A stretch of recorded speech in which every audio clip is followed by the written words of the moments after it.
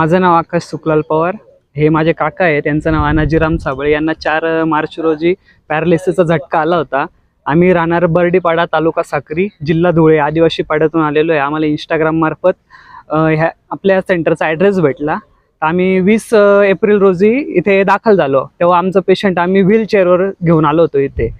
तर इथे आल्यानंतर आज आम्हाला 20 दिवस झालेले आहेत. इथे पंचकर्म, आयुर्वेद, ॲक्युपंक्चर ह्या सर्व सुविधा त्यांना देण्यात आल्या आणि तेव्हापासून आज ते चालतायत. आज त्यांच्या पायावर चालतायत. फक्त स्वतः चालतायत ते.